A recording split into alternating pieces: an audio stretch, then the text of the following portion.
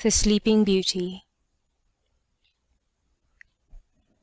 Once upon a time there lived a king and a queen who lacked but one thing on earth to make them entirely happy. The king was young, handsome, and wealthy. The queen had a nature as good and gentle as her face was beautiful, and they adored one another, having married for love, which among kings and queens is not always the rule. Moreover, they reigned over a kingdom at peace, and their people were devoted to them. What more, then, could they possibly want? Well, they wanted one thing very badly, and the lack of it grieved them more than words can tell. They had no child. Vows, pilgrimages, all ways were tried, yet for a long while nothing came of it all, and the poor queen especially was in despair. At last, however, to her own and her husband's inexpressible joy, she gave birth to a daughter. As soon as the palace guns announced this event, the whole nation went wild with delight. Flags waved everywhere, bells were set pealing until the steeples rocked. Crowds tossed up their hats and cheered, while the soldiers presented arms, and even strangers meeting in the street fell upon each other's neck exclaiming, "Our queen has a daughter! Yes, yes, our queen has a daughter! Long live the little princess!" A name had now to be found for the royal babe, and the king and queen, after talking over some scores of names, at length decided to call her Aurora, which means the dawn. The dawn itself, thought they, was never more beautiful than this darling of theirs. The next business, of course, was to hold a christening. They agreed that it must be a magnificent one, and as a first step they invited all the fairies they could find in the land to be godmothers to the Princess Aurora, that each one of them might bring her a gift, as was the custom with fairies in those days, and so she might have all the perfections imaginable. After making long inquiries, for I should tell you that all this happened not so many 100 years ago, when fairies were already growing somewhat scarce, they found 7. But this again pleased them, because 7 is a lucky number. After the ceremonies of the christening, while the trumpeters sounded their fanfares, and the guns boomed out again from the great tower, all the company returned to the royal palace to find a great feast arrayed. Seats of honor had been set for the 7 fairy godmothers, and before each was laid a dish of honor with a dish cover of solid gold, and beside the dish a spoon, a knife, and a fork, all of pure gold, and all set with diamonds and rubies. But just as they were seating themselves at table, to the dismay of everyone, there appeared in the doorway an old crone, dressed in black, and leaning on a crutched stick. Her chin and her hooked nose almost met together, like a pair of nutcrackers, for she had very few teeth remaining. But between them she growled to the guests in a terrible voice, "I am the Fairy Ugliane. Pray, where are your king's manners that I have not been invited?" She had in fact been overlooked, and this was not surprising, because she lived at the far end of the country, in a lonely tower set around by the forest. For 50 years she had never come out of this tower, and everyone believed her to be dead or enchanted. That, you must know, is the commonest way the fairies have of ending. They lock themselves up in a tower or within a hollow oak, and are never seen again. The king, though she chose to accuse his manners, was in fact the politest of men. He hurried to express his regrets, led her to table with his own hand, and ordered a dish to be set for her, but with the best will in the world he could not give her a dish cover such as the others had, because 7 only had been made for the 7 invited fairies. The old crone received his excuses very ungraciously, while accepting a seat. It was plain that she had taken deep offence. One of the younger fairies, Hippolyta by name, who sat by, overheard her mumbling threats between her teeth, and fearing she might bestow some unlucky gift upon the little princess, went as soon as she rose from the table, and hid herself close by the cradle, behind the tapestry, that she might have the last word, and undo, so far as she could, what evil the fairy Uglyane might have in her mind. She had scarcely concealed herself before the other fairies began to advance, one by one, to bestow their gifts on the princess. The youngest promised her that she should be the most beautiful creature in the world, the next that she should have the wit of an angel, the third a marvelous grace in all her ways, the fourth that she should dance to perfection, the fifth that she should sing like a nightingale, the sixth that she should play exquisitely on all instruments of music. Now came the turn of the old fairy Uglyane. Her head nodded with spite and old age together, as she bent over the cradle and shook her crutched staff above the head of the pretty babe, who slept on sweetly, too young and too innocent as yet to dream of any such thing as mischief in this world. "This is my gift to you, Princess Aurora," announced the hag, still in her creaking voice that shook as spitefully as her body. "I promise that one day you shall pierce your hand with a spindle, and on that day you shall surely die." At these terrible words, the poor queen fell back fainting into her husband's arms. A trembling seized the whole court.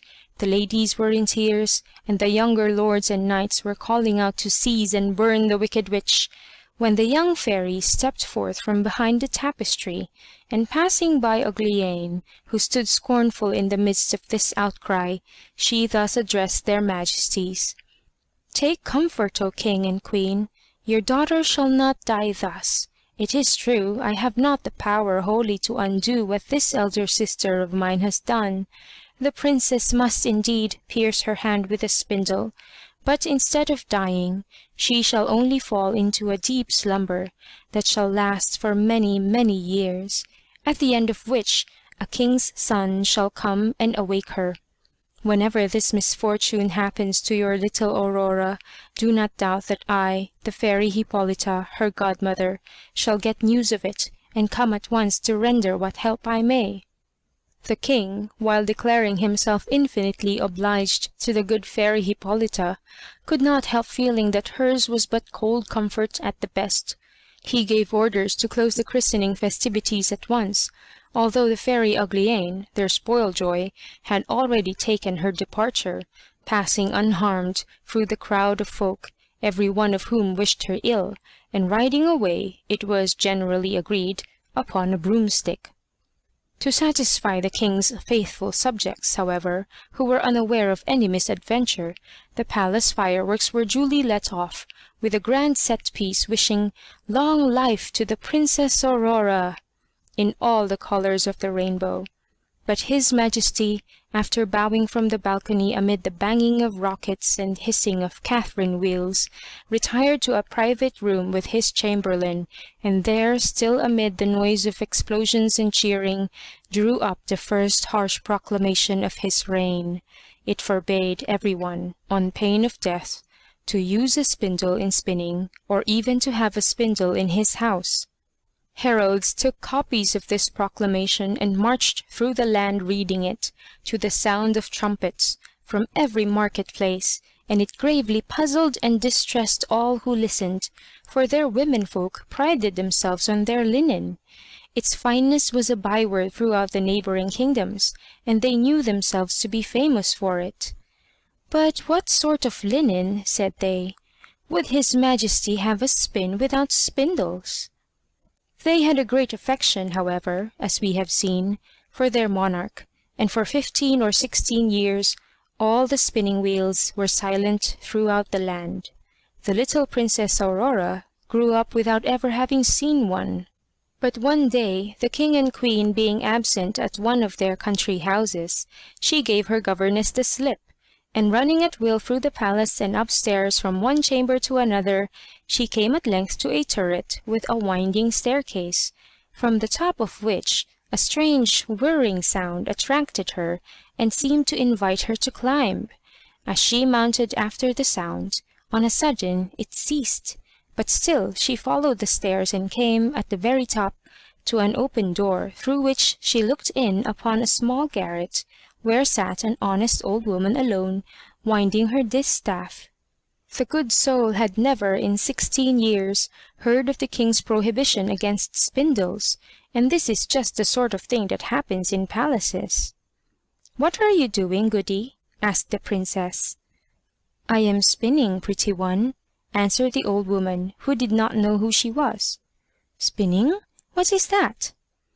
"I wonder sometimes," said the old woman, "what the world is coming to in these days." And that, of course, was natural enough, and might occur to anybody after living so long as she had lived in a garret on top of a tower. "Spinning," she said wisely, "is spinning, or was, and gentle or simple, no one is fit to keep house until she has learnt to spin." "But how pretty it is," said the princess. "How do you do it? Give it to me and let me see if I can do so well." She had no sooner grasped the spindle. She was over-eager perhaps, or just a little bit clumsy, or maybe the fairy decree had so ordained it, than it pierced her hand, and she dropped down in a swoon. The old trot, in a flurry, ran to the head of the stairs and called for help. There was no bell-rope, and, her voice being weak with age and her turret in the remotest corner of the palace, it was long before any one heard her in the servants' hall.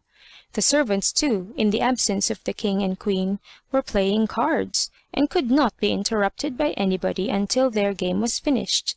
Then they sat down and discussed whose business it was to attend on a call from that particular turret, and this again proved to be a nice point, since nobody could remember having been summoned thither, and all were again setting up a precedent, as they called it.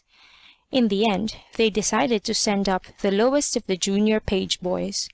But he had a weakness which he somehow forgot to mention, that of fainting at the sight of blood. So when he reached the garret and fainted, the old woman had to begin screaming over again. This time they sent up a scullery maid, who, being good-natured and unused to the ways of the palace, made the best haste she could to the garret, whence presently she returned with the terrible news. The servants, who had gone back to their game, now dropped their cards and came running.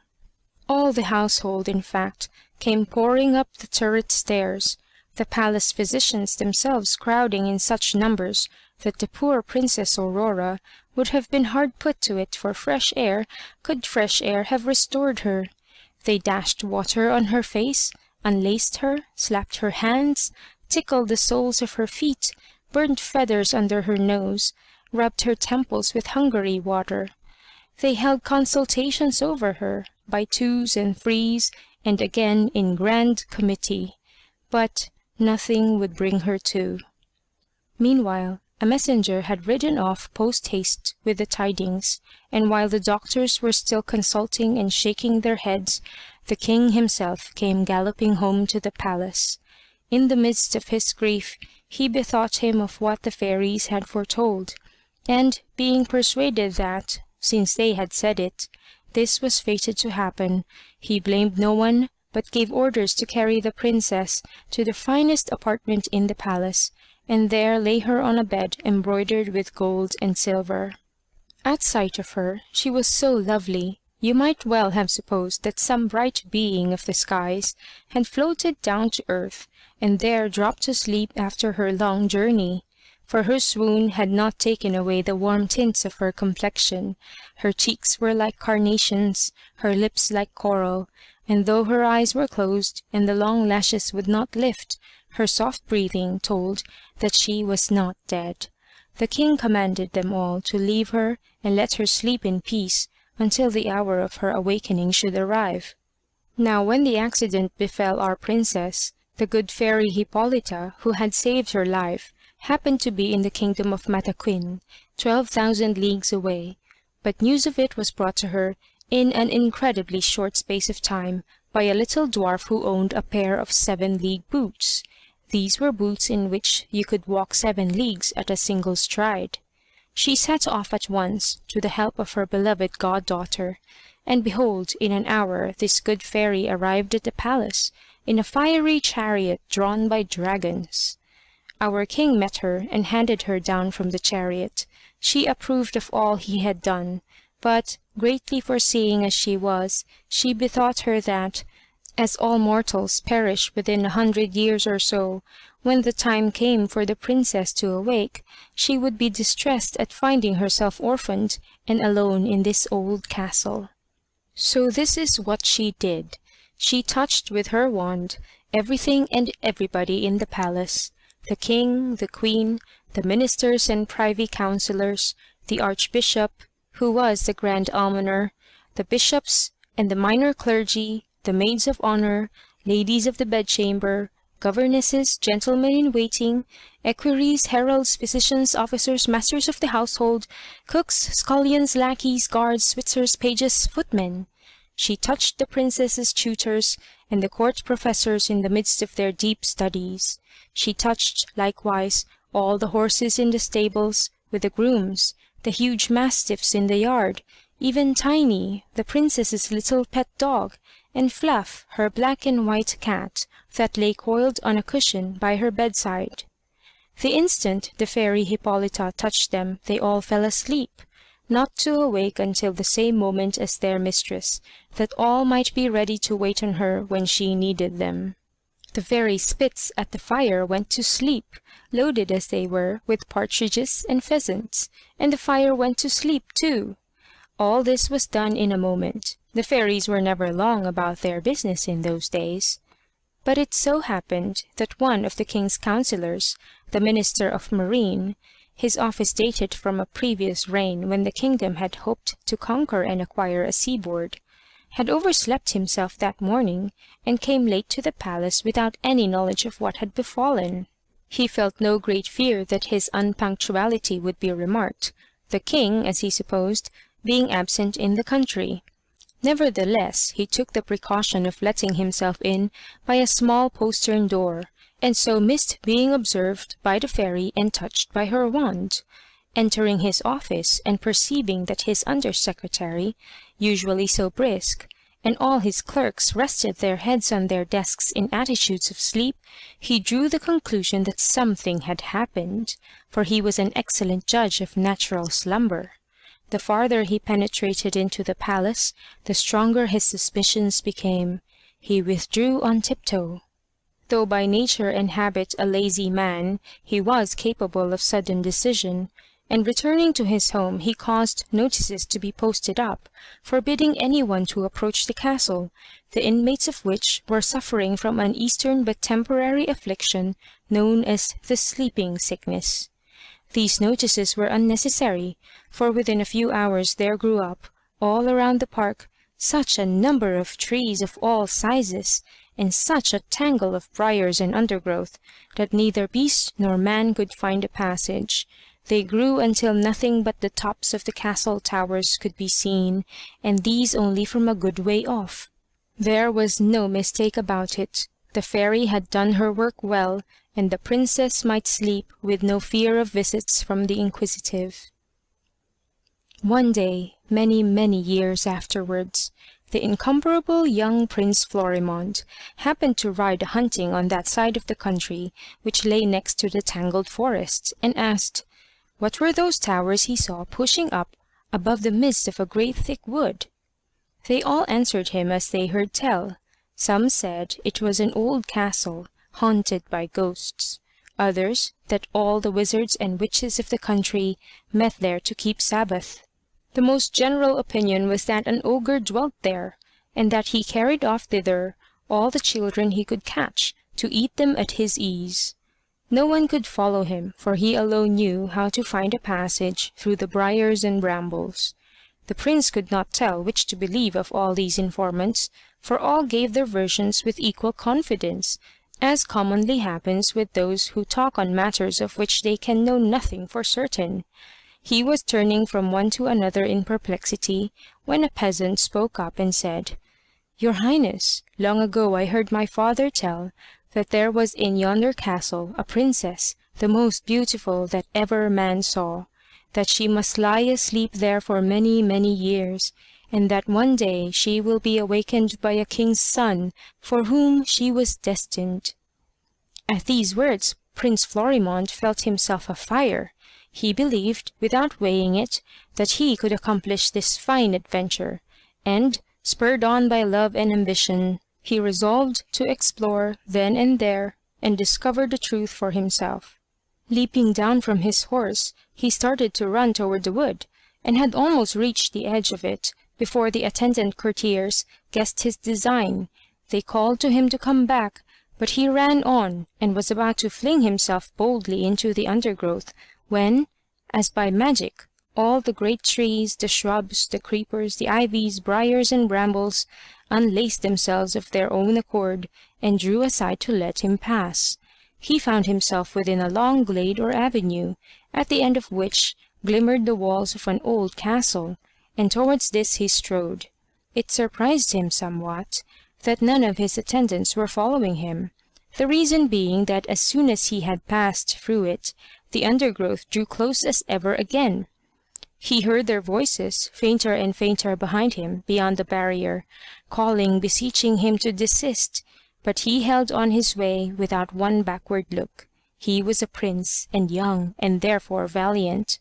He came to the castle, and pushing aside the ivies that hung like a curtain over the gateway, entered a wide outer court, and stood still for a moment, holding his breath, while his eyes travelled over a scene that might well have frozen them with terror. The court was silent, dreadfully silent, yet it was by no means empty. On all hands lay straight, stiff bodies of men and beasts, seemingly all dead. Nevertheless, as he continued to gaze, his courage returned, for the pimpled noses and ruddy faces of the Switzers told him that they were no worse than asleep, and their cups, which yet held a few heel-taps of wine, proved that they had fallen asleep over a drinking bout. He stepped by them and passed across a second great court, paved with marble. He mounted a broad flight of marble steps leading to the main doorway. He entered a guard-room just within the doorway, where the guards stood in rank with shouldered muskets, every man of them asleep and snoring his best. He made his way through a number of rooms filled with ladies and gentlemen, some standing, others sitting, but all asleep. He drew aside a heavy purple curtain, and once more held his breath, for he was looking into the great hall of state, where, at a long table, sat and slumbered the king with his council. The Lord Chancellor slept in the act of dipping pen into ink-pot, the Archbishop in the act of taking snuff, and between the spectacles on the Archbishop's nose and the spectacles on the Lord Chancellor's, a spider had spun a beautiful web. Prince Florimond tiptoed very carefully past these august sleepers, and, leaving the hall by another door, came to the foot of the grand staircase. Up this, too, he went, wandered along a corridor to his right, and, stopping by hazard at one of the many doors, opened it and looked into a bathroom lined with mirrors, and having in its midst, sunk in the floor, a huge round basin of whitest porcelain, wherein a spring of water bubbled deliciously. 3 steps led down to the bath, and at the head of them stood a couch, with towels and a court suit laid ready, exquisitely embroidered and complete to the daintiest of lace ruffles and the most delicate of body linen. Then the prince bethought him that he had ridden far before ever coming to the wood, and the mirrors told him that he was also somewhat travel-stained from his passage through it. So, having by this time learnt to accept any new wonder without question, he undressed himself and took a bath, which he thoroughly enjoyed. Nor was he altogether astonished when he tried on the clothes, to find that they fitted him perfectly. Even the roseted shoes of satin might have been made to his measure. Having arrayed himself thus hardily, he resumed his quest along the corridor. The very next door he tried opened on a chamber all panelled with white and gold, and there, on a bed, the curtains of which were drawn wide, he beheld the loveliest vision he had ever seen. A princess, seemingly about 17 or 18 years old, and of a beauty so brilliant that he could not have believed this world held the like. But she lay still, so still. Prince Florimond drew near, trembling and wondering, and sank on his knees beside her. Still she lay, scarcely seeming to breathe, and he bent and touched with his lips the little hand that rested, light as a rose leaf, on the coverlet. With that, as the long spell of her enchantment came to an end, the princess awaked, and looking at him with eyes more tender than a first sight of him might seem to excuse, "Is it you, my prince?" she said. "You have been a long while coming." The prince, charmed by these words, and still more by the manner in which they were spoken, knew not how to find words for the bliss in his heart. He assured her that he loved her better than his own self. Their speech after this was not very coherent. They gazed at one another for longer stretches than they talked, but if eloquence lacked, there was plenty of love. He, to be sure, showed the more embarrassment, and no need to wonder at this. She had had time to think over what to say to him, for I hold it not unlikely, though the story does not say anything of this, that the good fairy Hippolyta had taken care to amuse her during her long sleep with some pleasurable dreams. In short, the Princess Aurora and the Prince Florimond conversed for 4 hours, and still without saying the half they had to say. Meanwhile, all the palace had awaked with the princess. In the council chamber, the king opened his eyes, and requested the Lord Chancellor to read that last sentence of his over again a little more distinctly.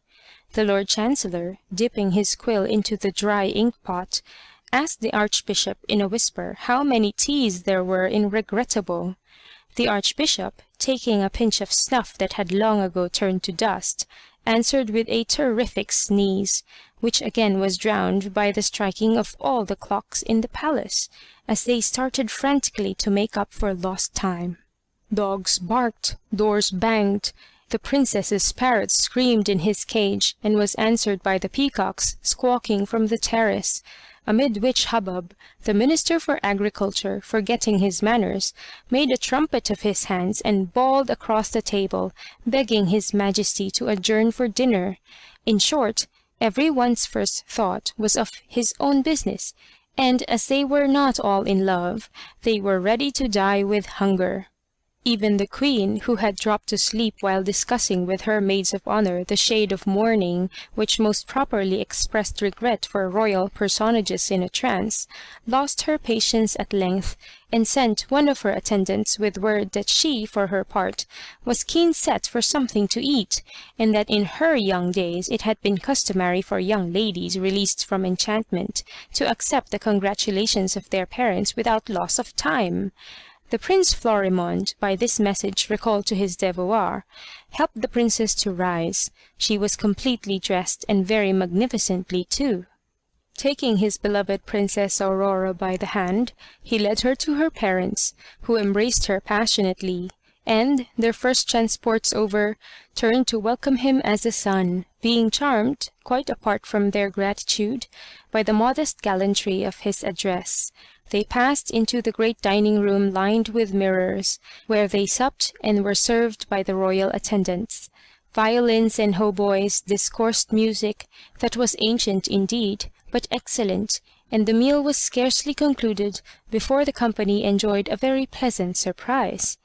Prince Florimond, having no eyes but for his love, might be excused if he forgot that his attendants must, long before now, have carried home their report, and that his parents would be in deep distress, wondering what had become of him. But the king, the princess's father, had a truly royal habit of remembering details, especially when it concerned setting folks at their ease. Before dinner he had dispatched a messenger to carry word to Prince Florimond's father that his son was safe, and to acquaint him briefly with what had befallen. The messenger, riding through the undergrowth, which now obligingly parted before him as it had a while ago, to admit the prince, and arriving at the outskirts of the wood, found there a search party vainly endeavouring to break through the barrier, with the prince's aged father standing by and exhorting them in person, to whom he delivered his message. Trembling with relief, for he truly supposed his son to be lost beyond recall, the old man entreated the messenger to turn back and escort him. So he arrived and was ushered into the hall. The situation, to be sure, was delicate. But when these two kings, both so well-meaning, had met and exchanged courtesies, and the one had raised the other by the hand to a place on the dais beside him, already and without speech they had almost accorded. "I am an old man," said the prince's father. "I have reigned long enough for my satisfaction, and now care for little in life but to see my son happy." "I think I can promise you that," said the princess's father, smiling, with a glance at the two lovers. "I am old enough, at any rate, to have done with ambitions," said the one. "And I," said the other, "have dreamed long enough, at any rate, to despise them. What matters ruling to either of us two, while we see your son and my daughter reigning together?" So it was agreed, then and there, and after supper, without loss of time, the archbishop married the Prince Florimond and the Princess Aurora in the chapel of the castle. The two kings and the princess's mother saw them to their chamber, and the first maid of honour drew the curtain. They slept little. The princess had no occasion, but the prince next morning led his bride back to the city, where they were acclaimed by the populace, and lived happy ever after, reigning in prosperity and honour. Moral. Ye maids, to await some while a lover fond, rich, titled, debonair as Florimond, is reason, and who learns on fate to attend, goes seldom unrewarded in the end. What, no one kiss us for 100 years? There, la la la, I understood, my dears. Another. Further, the story would suggest a doubt that marriage may be happiest when deferred. Deferred, you cry? Deferred, I see you pout. We'll skip this moral, and attempt a third. Another. Thirdly, our able then appears to prove disparity of years no bar to love, crabbed age and youth, but that's an ancient quarrel, and I'll not interfere. There's no third moral.